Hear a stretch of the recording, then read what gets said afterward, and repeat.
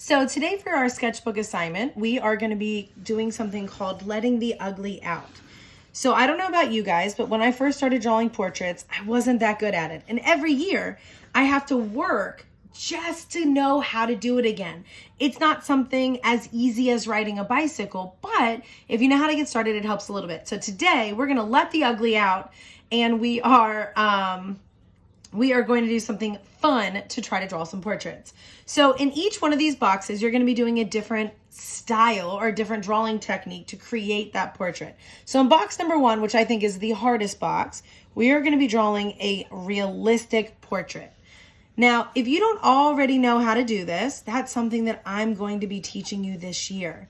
So if you're a little rusty or unsure where to get started, just think of it as drawing an item from observation. So what does it look like? So you want to make sure that you're actually looking in your mirror, looking at where your facial features line up, or for me, how big that bun is actually compared to my head, where it sits. Then I can think about where my eyebrows are and the size of those compared to my face. My nose with nostrils, not just a little L. And remember, as you guys are drawing, you should be looking at your face, whether that's on a camera or a mirror. A mirror is always better.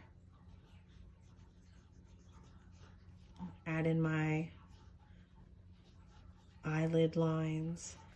You can add in lashes if you want, and we want to make sure that we do not have any floating heads. So add those shoulders.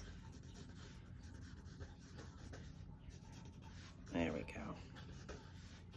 So now that I have my first realistic, if you finish before that 3 minutes, you can always go back in and add values so that my hair looks a different color than from my skin, or vice versa. I can give a little volume for where my roots are growing back out.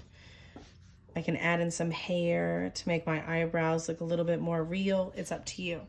Now for box 2, you're going to do a cartoon version, and that means you want to emphasize something. So I'm going to emphasize my face shape, and I'd say the size of my bun. So I'm looking a little bit peanut-like, and that's okay.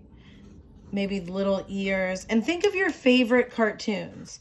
So do they have those long L noses, the very thin eyebrows? Do they have gestural eyes or just simplified eyes? Is it a very, I think I want to make myself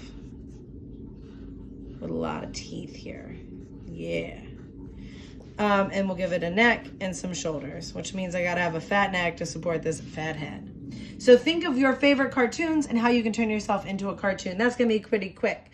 Box number 3 is called no lift. So you want to draw yourself without lifting your pencil. And since we are artists, we can do this kind of sketchy.